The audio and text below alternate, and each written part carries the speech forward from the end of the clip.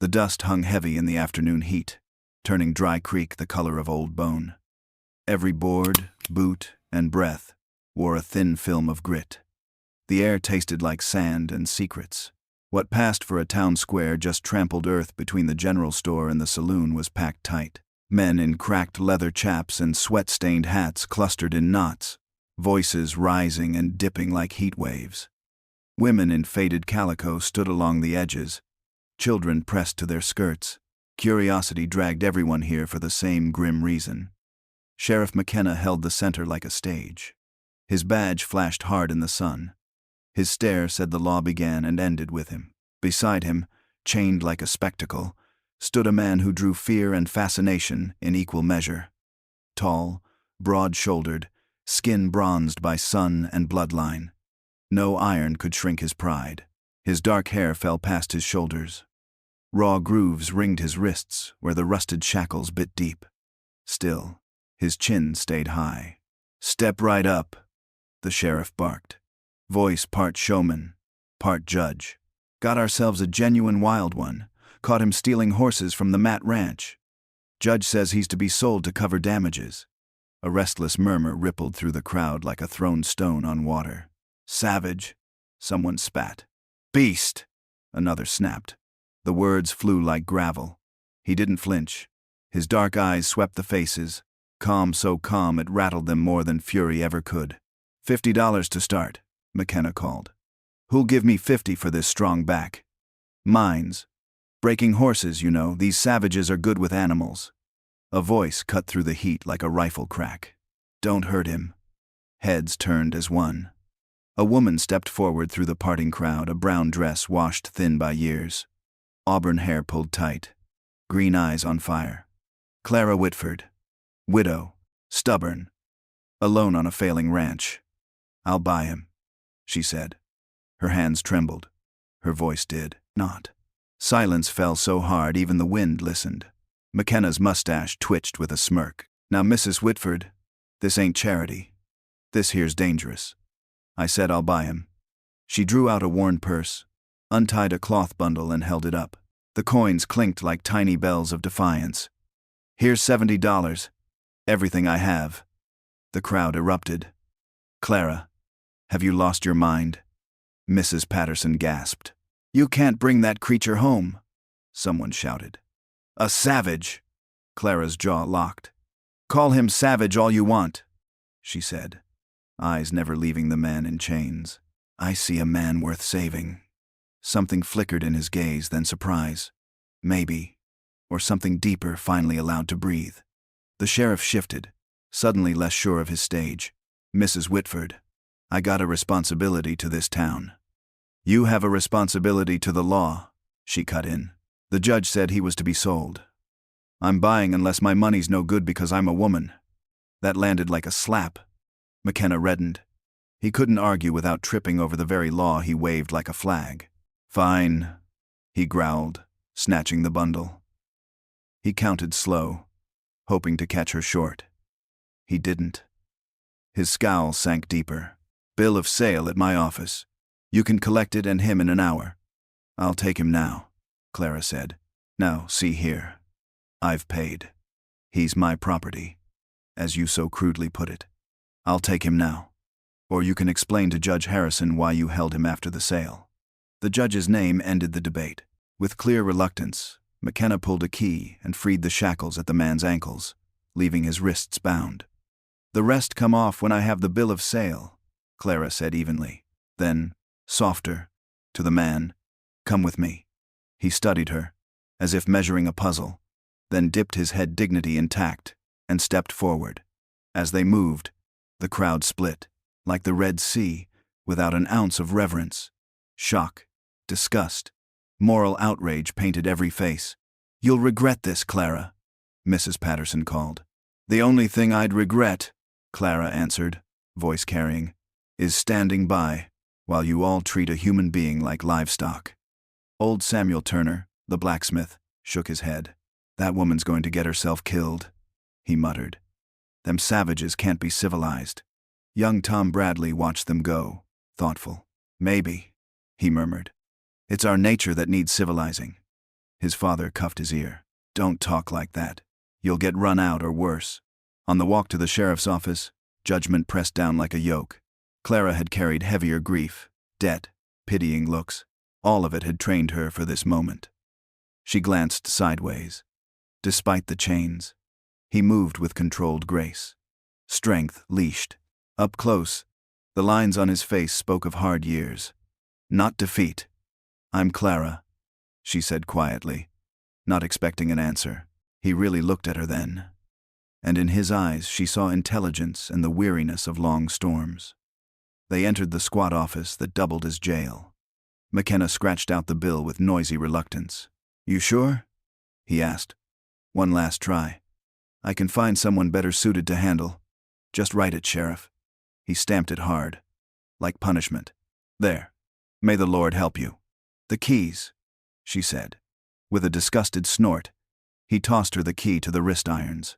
"Don't come crying when the only throat cut in this town lately," Clara snapped, "was by Bob Harmon. Drunk, and he's as white as cotton. Good day." Outside, she faced the man. "I'm going to unlock these," she said, lifting the key. "I don't think you'll run. Where would you go? I won't keep you chained like an animal." He held out his wrists. The key turned with a rusty complaint. The shackles fell and hit the boardwalk with a dull clang that seemed to echo down the street. He rubbed the raw grooves, first human gesture she'd seen. Angry welts, scabbed and red. "We'll tend those," she said. "I have salve at the ranch. A beat. It's an hour's ride. Can you ride?" Something like a ghost of a smile touched his mouth. He nodded. "Good. The livery's this way." They walked past stares and whispers. Clara held her head high. She had crossed a line. There was no going back to pity and polite charity. She was dangerous now, at least in their eyes. But as he matched her stride, she felt something she hadn't felt in 3 long years. Purpose. Maybe she couldn't save her husband from fever, or the ranch from slipping away. Maybe she could save this man. And maybe, just maybe, he could save something in her, too. The ranch crested into view, sunlit and unforgiving. The house leaned east, boards weathered to bone, fence posts sagged, gaps wide as doorways. She braced for judgment. He only nodded, eyes measuring, not mocking. He had seen worse. It wasn't always like this, she heard herself say, then wished she hadn't. They dismounted by what was left of the barn roof, patched in odd shingles and tar paper. She led the mare inside. He followed, and without being told, lifted the borrowed saddle free, hands steady and skilled. Inside, the oil lamp found a clean but spare life. A table and 2 chairs, a wood stove, shelves with a meager line of dishes and jars. One photograph, tarnished frame, guarded the mantel. "You can sleep in the barn," she said, eyes on the stove. "Hay in the loft, blankets in the trunk. I'll bring supper." She felt him still by the door. When she turned, he was studying the photograph, Jacob at 28, smiling, full of plans that never came to pass. "My husband," Clara said. "Jacob. He died 3 winters ago." He nodded slow. Respectful then. It reached for the door. He paused. "Thank you," he said, voice low and rough, as if words were a tool he hadn't used in months. He was gone, and Clara stood with a hand pressed to her chest, heart hammering like a fist on wood. Supper was simple. Beans, cornbread, the last of the old peaches. She carried the tray to the barn. He sat on a hay bale, mending a harness buckle with surprising skill. "You don't have to," she began. He looked up, a hint of amusement in his eyes. She set the tray down. "Well, there's plenty to fix." They ate in quiet ease. Barn cats crept out to inspect the stranger. A bold tabby rubbed his leg. His hand fell to stroke its head, gentle, careful. That night the old house creaked, but the silence had changed. For the first time in years, she wasn't alone. Fear should have come. It didn't. Something else did something, like the edge of peace. Morning brought lists, roof leaks, well pump, chicken coop, garden fence, and over all of it, money always less than needed. A soft knock. He stood on the porch, hair tied back, same clothes. Somehow steadier. He pointed toward the barn, then himself, mimed a hammer swing. "You want to work?" He nodded. "I can't pay. Food and shelter, that's all." He lifted his hands, showed the healing welts, pointed to the house. "To her." Nodded. The message was plain. She'd bought his freedom. He'd give his strength. She blinked hard. "Then we'd better start." In the toolshed, Jacob's tools hung like sleeping soldiers, dusty, a little rusted. He tested edges and joints, set aside what needed repair, found the whetstone, glanced for permission. "Yes, anything you need." By midday, hammer and wood answered the Sunday. Fences that slumped now stood straighter. She carried water. He drank deep, then surprised her. "Good tools," he said, tipping his head to the shed. "Your man, new iron." Jacob was particular. She managed. Said a man is only as good as what he works with. He considered, then nodded. Wise. That evening they ate at the kitchen table. She told him about Jacob, the ranch, and family back east who wanted her tucked safely away in black dresses and quiet rooms. "They couldn't understand," she said. "This was our dream." He listened like listening was work worth doing. When she ran out of words, he stood and looked out into the dusk. "Land remembers," he said slowly. "Bad times, good times. Land waits for hands that know, for hearts that stay." Her throat tightened. It was the longest he'd spoken, and every word felt earned. Days turned into a week. Then, two, a rhythm settled over the ranch, sunrise to sunset. Work to work. Silence to simple talk. He fixed, mended, rebuilt. She cooked, gardened, planned again carefully, like someone learning to breathe. Evenings, they shared a table. He spoke rarely, but every word landed like a nail set, true. She learned his name when the well pump roared back to life, spilling clean water like a blessing. "Samuel," he said, touching his chest. "Samuel Tallbear." "Samuel," she repeated, and he smiled. The first true one she'd seen. It changed his whole face. In town, talk slithered. Conversation stopped when Clara entered Bradley's store. Women she'd known for years crossed the street.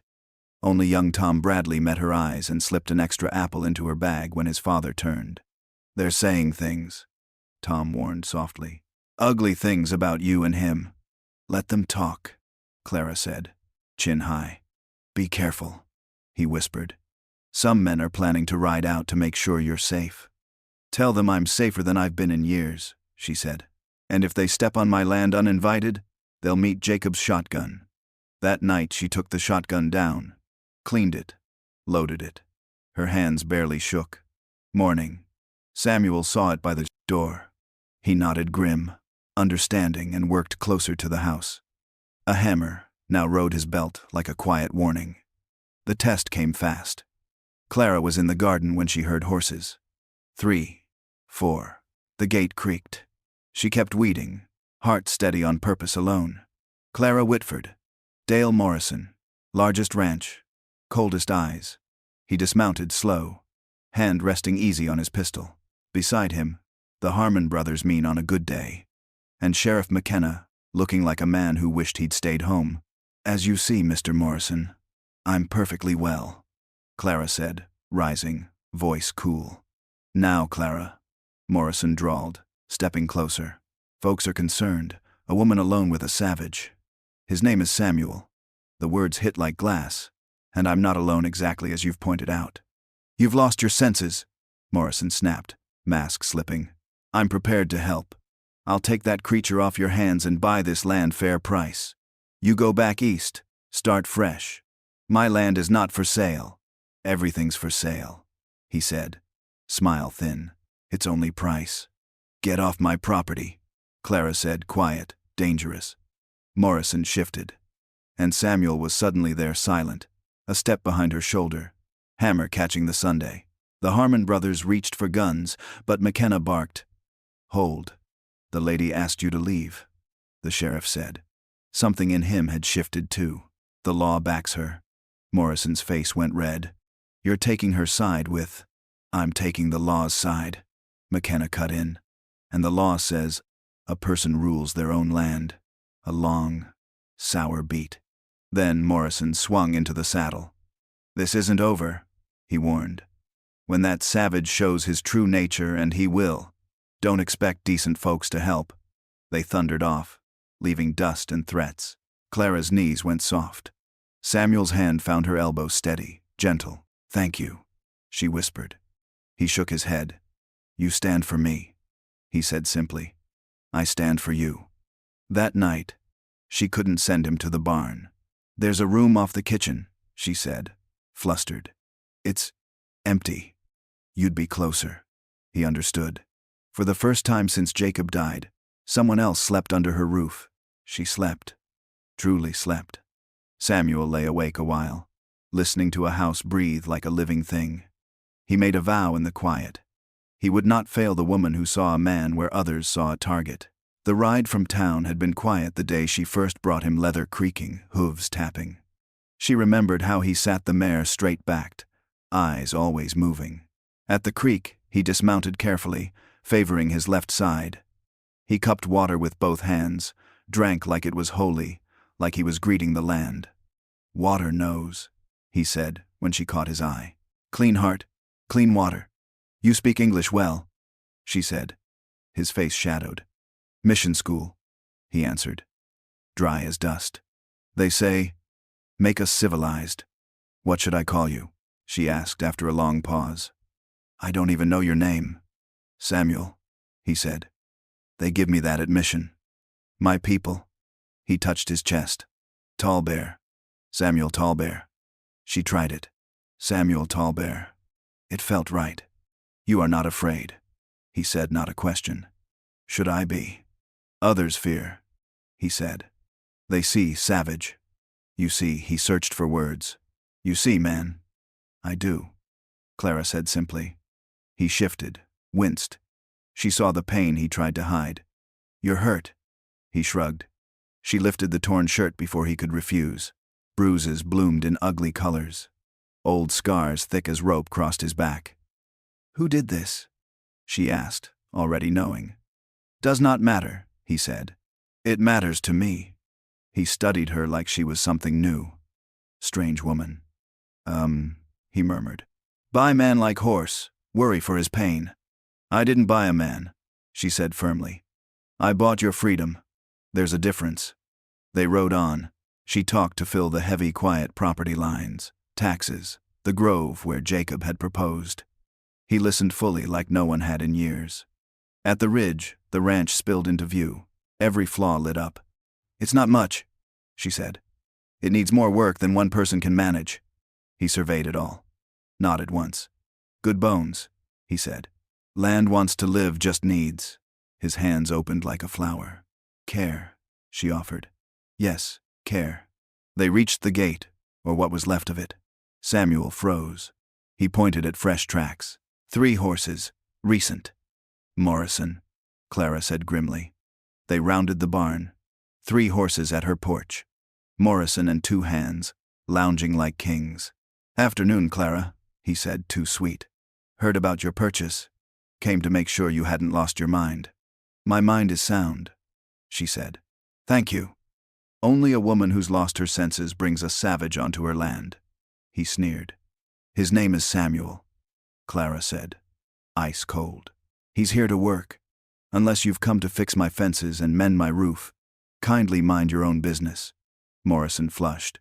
I've been patient. I've offered to buy this place for a fair price. But if you're going to endanger... The only danger, she cut in, is from men who believe my life is theirs to arrange. One of his men snickered. Ain't natural. A white woman taking up with a savage. People are talking, saying things not fit for Christian ears. Then perhaps they should read more of their Bible. Clara snapped. The parts about loving your neighbor. And judging less. Morrison stepped closer, and Samuel was there again, wordless, immovable. You threatening me, boy? Morrison snarled. Samuel didn't speak.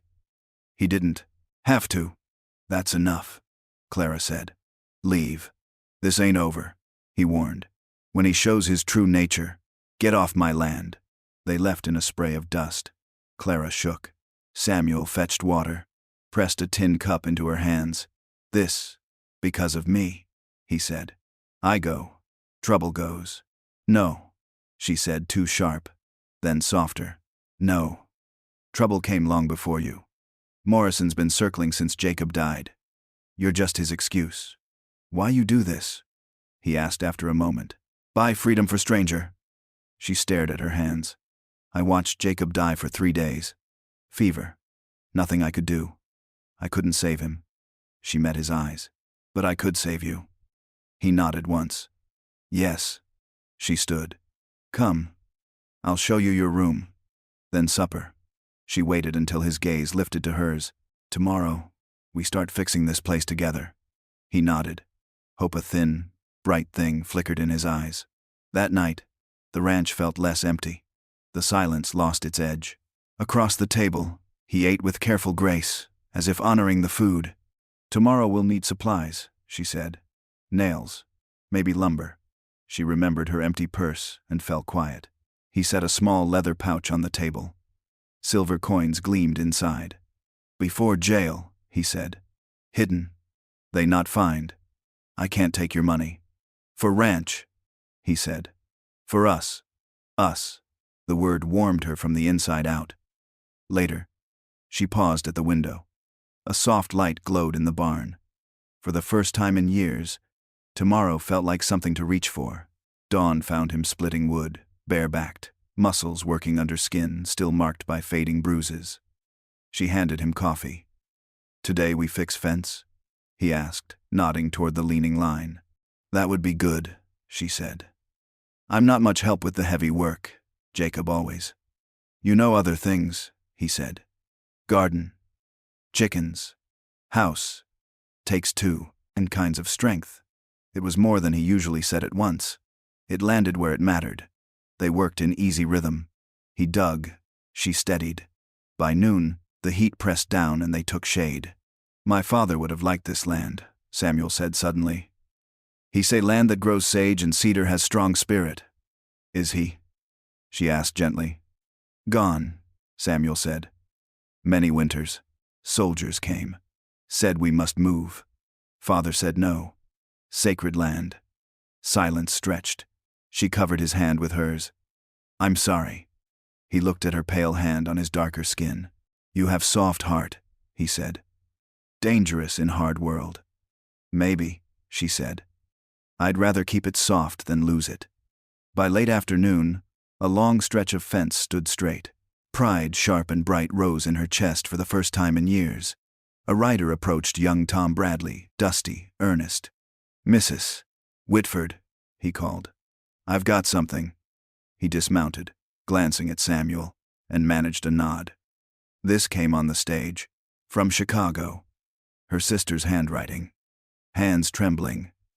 Clara opened it, and read the scolding that burned. "Dearest Clara, you have taken a savage into your home. Sell the ranch. Come home. Unnatural existence. Think of Jacob's memory." Clara crushed the letter. Her breath came hot. "News travels fast," she said bitterly. "My sister thinks I should pour tea forever and forget myself." "You want this?" Samuel asked. "No." The answer crackled. "This is my home. Jacob and I built this. I won't leave because it's hard. Or because people disapprove.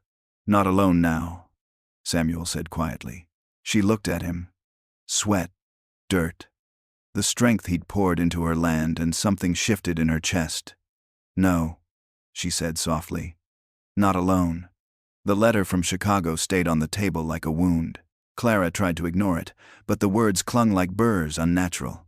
Existence. Come home. Think of Jacob's memory. Her sister's voice, prim and cold, followed her through the rest of the day.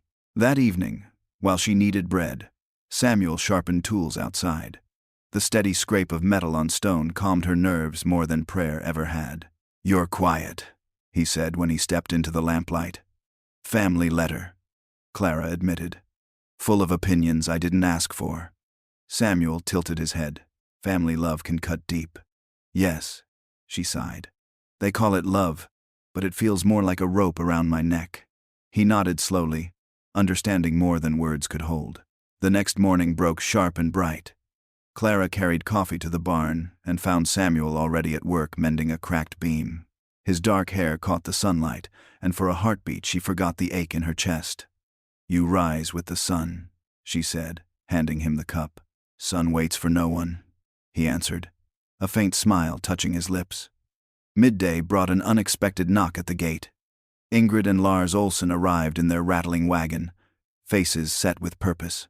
"Mrs. Whitford," Ingrid called, climbing down with surprising speed for her years.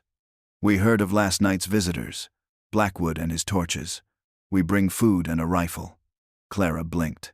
"I can't accept." "Not for selling," Ingrid cut in firmly. "Neighbors help neighbors. We remember when people called us squareheads. We know what it is to be hated for being different." Samuel stepped forward and bowed slightly. "Your kindness honors us." Lars nodded, eyes kind beneath his weathered hat. "Good people stand together. Trouble comes, you send word." Clara's throat tightened. "Thank you. Truly." When the Olsens left, Clara stood for a long time staring after their wagon, a warmth spreading through the cold place the Chicago letter had left. Night fell soft and warm. Supper outside beneath the old cottonwood felt almost festive. Clara ladled stew into bowls while Samuel watched the sky deepen from gold to indigo. "Tell me about your family," she said quietly, "if it isn't too painful." He set down his spoon, gaze on the horizon. "My father, strong elk, protected our people. Fierce in battle, gentle with family. My mother, singing river, healed with plants and song. She could make warriors cry with her voice." His eyes darkened. "Soldiers came, said we must leave sacred ground. Father sought peace. Young men fought. Soldiers did not care who struck first. At dawn they came. Village burned. My parents, my sister gone." Clara reached across the rough table and took his hand.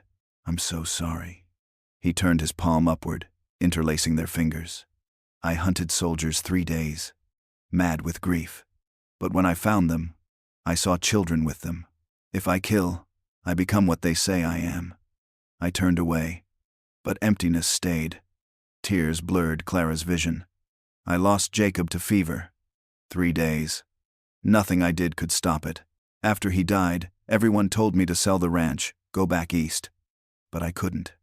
This land is all I have left of him." Samuel squeezed her hand. "Not pride. Strength. Love." She shook her head. "It felt like drowning. Yet, you stayed," he said.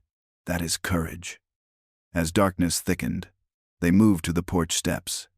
Shoulders touching. Crickets sang. And an owl called in the distance.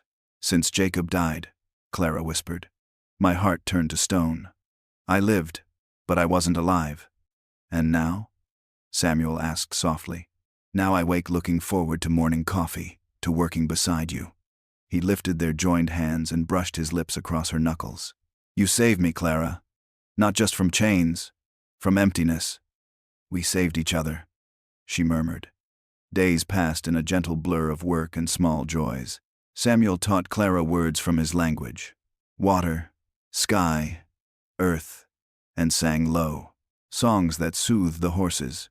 She helped him practice reading, tracing letters by lantern light. The ranch began to breathe again. Fences stood straight. The garden pushed up green shoots. Even the chickens seemed less stubborn. One afternoon, Clara heard Samuel singing in the barn, the melody haunting and beautiful. She froze, trowel in hand, until the last note faded. When he emerged, she said softly, "That was beautiful. What does it mean?" "Song for the horses," he said, almost shy. "My grandfather's song, makes them calm. Will you teach me?" "One." He looked surprised. "You want to learn?" "Yes." Trouble, of course, was never far. At dawn one morning, the thunder of hooves jolted them awake. 6 riders, torches flickering in the half-light. Clara grabbed Jacob's shotgun. Samuel was already up, his face carved from stone. "Stay inside," she ordered.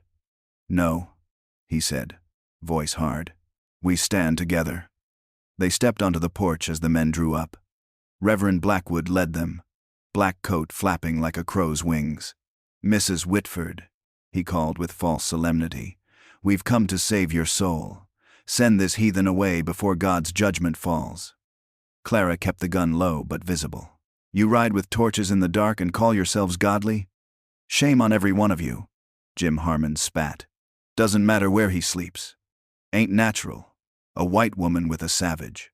Watch your mouth on my property," Clara warned. Pete Harmon sneered. "Or what? Your pet Indians scalp us?" Samuel stepped forward. Even silent, his presence made the horses dance. "See," Blackwood cried. "He threatens good Christian men." "The only threat here," Clara shot back, "comes from men who ride to a woman's home like cowards." Blackwood raised his voice like a sermon. "It's not too late. Return to town. Repent." Clara laughed sharp as broken glass. "The same town that sells men like cattle? No, thank you. Take your prayers where they're wanted." Jim Harmon's hand twitched toward his gun. Clara cocked the shotgun with a deadly click. "You've said your piece. Now leave." "This isn't over," Harmon snarled.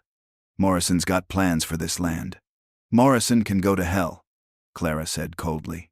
The men retreated, Pete throwing a torch toward the barn in spite. Samuel moved like lightning, stomping it out before it could catch.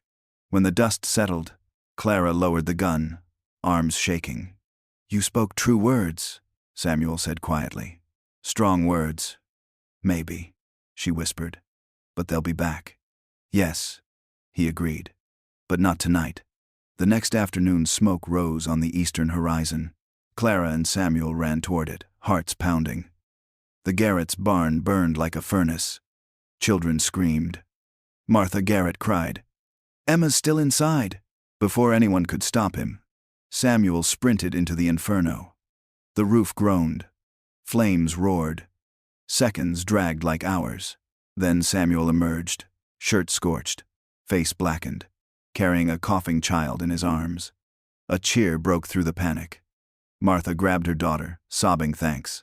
Paul Garrett, who had once called for Samuel's removal, stood speechless. "I was wrong about you," Paul finally said, voice cracking. "I'm sorry." Samuel nodded once. "Child needed help." Doc Bradley stepped forward. Not many men would run into that fire, white or otherwise. Little Emma clung to Samuel's neck. "The nice man saved me. He came through the smoke like an angel." Gasps rippled through the crowd. Even Mrs. Patterson, once Clara's sharpest critic, murmured, "Hero." Martha Garrett kissed Samuel's soot-streaked cheek in front of everyone. "If this is what you call a savage," she declared, "then we need more savages and fewer civilized folks." By sunset, the barn was gone. But the house stood. Neighbors formed a bucket line, salvaging what they could. Samuel worked beside men who once crossed the street to avoid him. When Sheriff McKenna arrived, he looked Samuel in the eye. "That was brave," he said simply. Samuel only nodded. Child was in danger. That night, as Clara cleaned the burns on his arms, her hands trembled. "You could have died," she whispered. "You would go in for child," he said quietly. "I know this. That's different." "No. Same heart." Her eyes filled. "When you ran into that fire, I've never been so frightened. Not even when Jacob was dying. The thought of losing you." Samuel caught her hand gently. "I am here. Not going anywhere." 2 days later, wagons rolled into the valley for a barn raising. Clara and Samuel arrived early, their wagon heavy with tools and pies. Paul Garrett greeted them with an outstretched hand. "Glad you're here, Samuel. We need your strength." Men who once whispered slurs now took Samuel's quiet instructions on how to lift the massive beams. By noon, sweat-soaked and tired, they broke bread together under the shade trees. Doc Bradley clapped Samuel's shoulder. "That jointing method, where'd you learn it?" "My people build lodges to stand many seasons," Samuel said. "Different materials.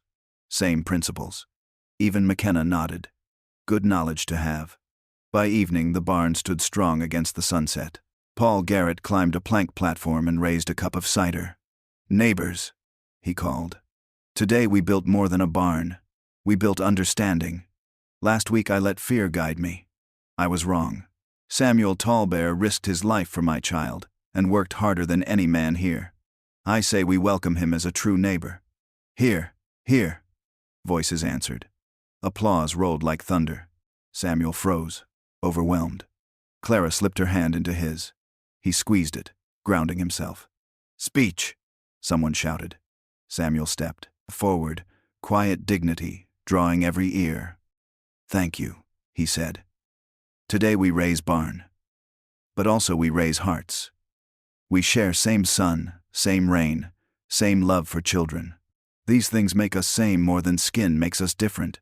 My hand is open to all who will take it. For a breath, the valley held its silence. Then old Lars Olsen began to clap. Others followed until the air shook with approval. As the applause faded and the crowd began to scatter, Clara felt the change like a shift in the wind. Where there had once been suspicion, there were nods of respect. Even the Harmon brothers avoided Samuel's steady gaze, their usual smirks gone. Neighbors approached one by one. Some offered a handshake, others a cautious smile. Tom Bradley lingered near the new barn, clearly eager to speak. Mrs. Whitford, Mr. Tallbear, he said, cheeks flushed with nerves. I'd like to learn from you about horses, about tracking, about seeing things different. Samuel studied the young man for a long beat, then gave a single, thoughtful nod. Come to ranch, we talk. Tom's grin broke like sunrise. As twilight spread across the valley, Clara and Samuel loaded their wagon. Paul Garrett approached once more, his soot-streaked face open and sincere. Saturday we raised the roof beams, he said. I'd be honored if you both joined us again. Samuel, your strength and your skill made this possible. I will come, Samuel replied simply. Paul's smile deepened. Then we'll see you here. He turned to Clara and gave a small, respectful bow. And Mrs. Whitford, thank you for standing up when the rest of us were blinded by fear. Clara inclined her head, emotion tightening her throat. It's never too late to see clearly, Mr. Garrett. They started for home, under a sky streaked in violet and gold. Clara leaned slightly against Samuel as the wagon bumped along the rutted road. For once, she didn't pull away. Today was good, she said softly. Yes, Samuel agreed. Better than I hoped. You gave them reason to change, she added. Your courage, your dignity, it forced them to look again. He shook his head. We earned together. You opened door. I only walked through. Clara glanced at him, heart swelling. Jacob would have liked you, she said suddenly. He'd have seen what I see. Samuel's eyes softened. He was good man to win heart of woman like you. I honor his memory. And I think, Clara said quietly, he would want me to be happy again. The wagon jolted over a rock. Samuel steadied her with a hand at her waist, his touch lingering a heartbeat longer than needed. Their eyes met in the fading light, an unspoken understanding humming between them. By the time they reached the ranch, night had settled deep. Lamps glowed warm in the windows like quiet promises. Inside, Clara set a simple supper, while Samuel tended the horses. When he entered, she'd laid out her best dishes, the ones untouched since Jacob's death. What's this? Samuel asked, surprised. A celebration, she said, smoothing her skirt. Today you became part of this community. That deserves marking. They ate by candlelight, speaking of fences, gardens, and plans for the winter. The tension of past weeks felt lighter, replaced by cautious hope. When the plates were cleared, Samuel reached into his pocket. I have something, he said, suddenly shy. From a small leather pouch he drew a white arrowhead, polished smooth with age. My mother made this, protective charm. I want you to have it. Clara's breath caught. Samuel, this is precious. Yes, he said simply. As are you. Her fingers trembled as she accepted the gift, the stone warm from his hand. I'll treasure it, she whispered. They stood in the soft glow of candlelight, the air between them alive with everything unspoken. Clara stepped closer, heart hammering. Rising on her toes, she pressed a gentle kiss to his lips, brief, sweet, a promise of more. When she drew back, his dark eyes were wide with wonder. Clara, he breathed. Good night, Samuel, she said softly, retreating before her courage could break. In her room, Clara held the arrowhead to the lamplight, its pale surface catching sparks of hidden color. Through the window she saw Samuel on the porch, tall against the moonlight. For a moment he touched his fingers to his lips, as if holding the memory of her kiss. Tomorrow would bring fresh trials. Morrison would not surrender. Prejudice would not vanish overnight. But tonight, beneath the endless western sky, two lonely souls had found something stronger than fear. Partnership, trust, and the first flicker of love. And in that quiet space, hope took root like a seed ready to grow. The night air carried the scent of sage and cooling earth as Clara lingered at her window. Below, the ranch lay silvered in moonlight. The fences they'd mended stood straight and proud. The barn door, once crooked, now closed cleanly against the wind. And on the porch, Samuel remained a silent figure, watchful and steady, the arrowhead's promise resting warm against her palm. Sleep claimed her in fragments. Each time she stirred, she sensed his presence outside, a quiet guardian beneath the wide, star-stained sky. Morning broke in a wash of gold. Clara stepped outside to find Samuel splitting wood, the rhythmic thud of the axe echoing across the valley. He paused when he saw her, offering the smallest of smiles, soft, private, meant only for her. "Coffee?" she asked, holding out a tin cup. He accepted with a nod. "Good day to build," he said simply. They spent the morning repairing the chicken coop, their movements in perfect rhythm. Where once silence had been heavy, now it felt companionable, almost intimate. By midday, a rider approached, kicking up a trail of dust. Sheriff McKenna dismounted, hat in hand. He looked more worn than Clara had ever seen. "Mrs. Whitford." "Samuel." He gave a stiff nod. "I came to say, yesterday at the barn raising, I saw a man worth respecting. I was wrong to doubt you." His gaze shifted to Samuel. "The law's clear you've earned your place here. If Morrison tries anything, he'll answer to me." Samuel inclined his head. "Thank you." McKenna hesitated, then added, "There'll always be some who can't change, but you've got allies now." With that, he mounted up and rode away, leaving a small but meaningful promise in his wake. The weeks that followed brought a quiet transformation. Neighbors stopped by with small gifts, seed packets, a basket of apples, offers to trade labor. Tom Bradley became a frequent visitor, eager to learn Samuel's methods with horses and timber. Even Mrs.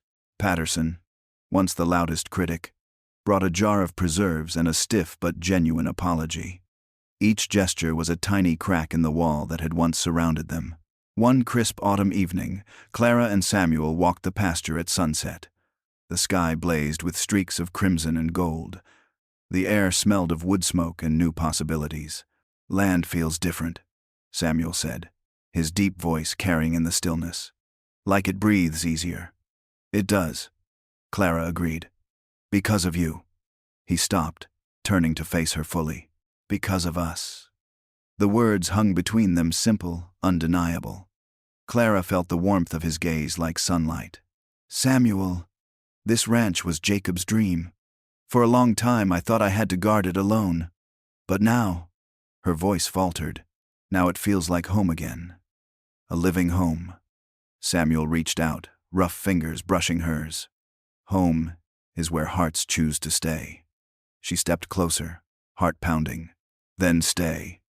His answer was quiet but sure. "I already have." That night, under a sky alive with stars, they sat together on the porch. No speeches, no grand declarations, just the shared understanding that love had grown between the cracks of sorrow and struggle. Beyond the fence, coyotes called to one another across the dark hills. Instead of loneliness, the sound carried a strange comfort, like a chorus welcoming them into a wider, wilder family. Clara leaned against Samuel's shoulder, the arrowhead warm against her chest. The future would hold storms. Morrison's bitterness would not vanish overnight, but the ranch was stronger now, and so were they. In the hush of the western night, two hearts once broken, now bound by choice, listened to the land breathe, and dared to believe in the life they were building together.